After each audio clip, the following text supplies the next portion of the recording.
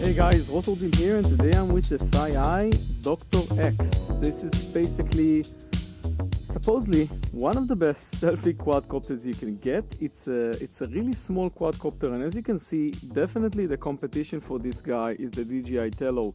So today I'll definitely check out the quadcopter, and because it has a 1080p camera, I'm really excited because this is basically a small quadcopter that I can take anywhere with me and take full HD videos of myself. One of the interesting features of this quadcopter is that you actually launch it by having the quadcopter pointing to yourself, and the whole orientation is going to be like as if the camera is on the back, and you can change it while using the quadcopter's app.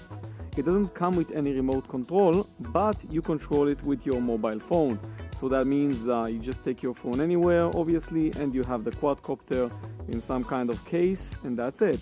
You don't also have to use these propeller guards. I just use them because I tried the quadcopter just to check out the camera while flying indoors, like the manual suggests, and it's working great. You can see the video right now. I really feel like this is one of the best quality video I've seen from an indoor flight of a quadcopter, and the pricing is very cheap, so definitely check out the description of this video for more information regarding pricing. And by the way, if you're for the first time on this channel, you might want to subscribe by clicking on the red button down below to get updates from our channel, because we're doing lots of neat gadget reviews just like this one. So I'm just gonna hook everything up and we'll go for a flight right now. Okay, so this is the ThiEYE app, and as you can see, I just connected using the Wi-Fi to the quadcopter itself. One thing I want to do is I also want to record the screen while flying this guy, so I'm just going to use the fly button over here just to get the FPV video running.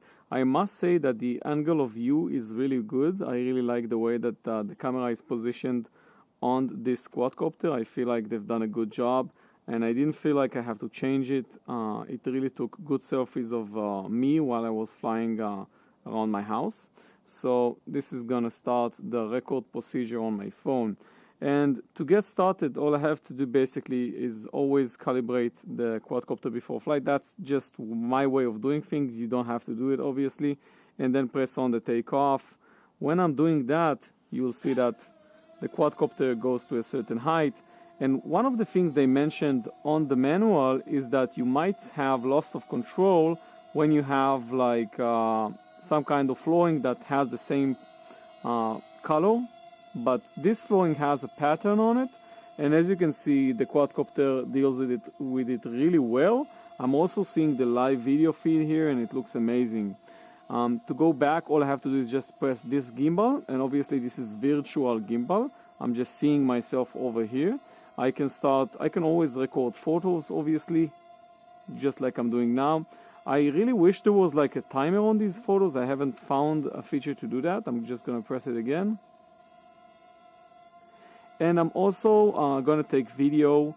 So basically we are looking at probably the best selfie drone in terms of budget also, because this quadcopter also has an SD card. This means that you're gonna be able to record the videos and have a fluent video feed. Like what I'm doing right now. I'm basically going way back and taking the perfect selfie even when I leave my my house. As you can see, just gonna get it a bit up, gonna take it even farther away. Just hope I'm not gonna lose it because of the patterns of the floor, because over there I just have the forest and nothing else. So here I am. This is about I think like 7 or 8 meters. The quadcopter itself has a recommendation of not crossing around 50 meters max range, so you don't want to get too far with this guy, but still, as you can see, I'm having great video feed right now, and it's amazing. I'm just going to show you one thing also, that the quadcopter itself has great control and fluent control, and also everything is situated in a way where you actually use the gimbals, and it's basically moving the quadcopter the same way. That means that the front of the quadcopter right now is basically reversed. So I'm controlling it in a reverse matter, and this helps new guys, if you are new flying quadcopters, to fly the quadcopter in a way that's going to be very easy and logic for you. You can also go to the configuration and change it to aerial mode. This is by changing the flight mode, and right now it's basically changed, so everything now is reversed. I'll basically, if I'm pressing on the right movement button, I'm moving left. So this is basically like a headless mode, but an upgraded headless mode for any beginner or anyone that just want to take a selfie very fast. Moving the stick right is going to move it right, left is going to move it left. It's very easy, as you can see. So I want to talk about the quality of the camera. As you can see, it's 1080p camera and an 8 megapixel still camera, which is insane from this kind of price range. We do see the quadcopter's movement, but still it's not something that causes too much of disturbance when you look at the video feed. And I think this is one of the highlights here. I don't know if the video is actually downscaled or if there is some type of stabilization going on, because it looks like the video is very stable, and that's just crazy coming from something this small. I really feel like this is like downsampled or something, or downscaled actually, because it's just too stable to be just a camera feed. I mean, it looks like there's some type of gimbal going on here. So I just want to show you another feature we have on this quadcopter, and actually I want to talk about the dynamic range. As you can see, you see everything very good. I mean, I can actually see in the shadows behind me, I can see in the highlights over there, and I just want to show you there's also a 360 feature here. When I press on it, basically I can, the quadcopter turns around, it does a 360 circle, and oh my god, don't die on me. So we are now basically doing a 360 viewpoint of the entire area, and when it's gonna finish the viewpoint, I'm also gonna save the entire video. And I also told you that we have an SD card here, so everything's gonna be saved on the SD card. I'm also seeing indication of the amount of space I have on the SD card, which is I think really nice and not something I usually expect from cheap toy quads, but in the end this guy has proven to me that it has lots of neat features. One thing I did note is that because we are using optical flow here, if you have something going on beneath you, that's going to affect the flight. So this is something you need to understand when using these type of drones. I also know that this quadcopter has a 20 meter height limit. So instead of what I remember from DJI, you're going to get a bit more, but not ground-breaking. You're not going to reach the clouds or something. Obviously, that's not legal in many places.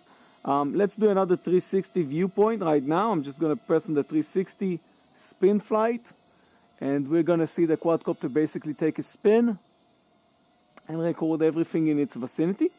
So you're going to have a bit of a view of the forest right now. This is a small quadcopter, and you can basically take it out and have it flying anywhere you want. And I think this is something that's like distinguishing these type of quads from the big ones.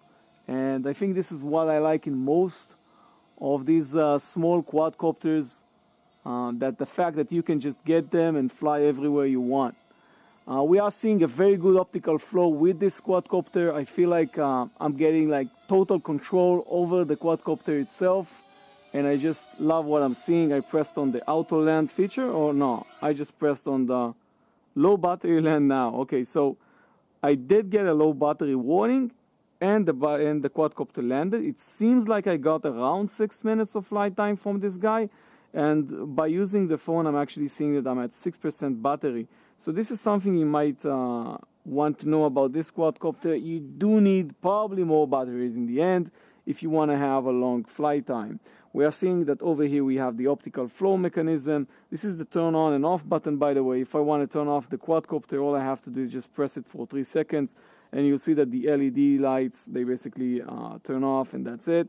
The battery itself is over here. I can take it out if I want.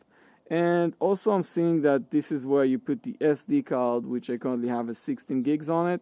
And the micro USB connection is over here to charge up the quadcopter. It's going to take you around 1 hour to charge up the quadcopter, by the way. propellers like anything else, and propeller guards, which you can take out, and probably by looking at the manual, it says that it's actually flying better without the propeller guard. So this is something you might want to also take out when you're flying. All in all, I really enjoyed this product. I think it's quite revolutionary, and I didn't expect like this company, which usually produces action cameras, to produce this kind of level of a drone, and also get it at that price point. So definitely recommend it. Take a look at the description below for more information, and maybe you want to consider subscribing to the channel to get more gadget reviews like this one. I was Rotodil, and I'm going to see you on the next video, and I'm putting 2 videos over here I think that you're going to really like. I think this one is going to be even, you're going to enjoy this one even more, and definitely try clicking on this button to subscribe to our channel. Bye-bye.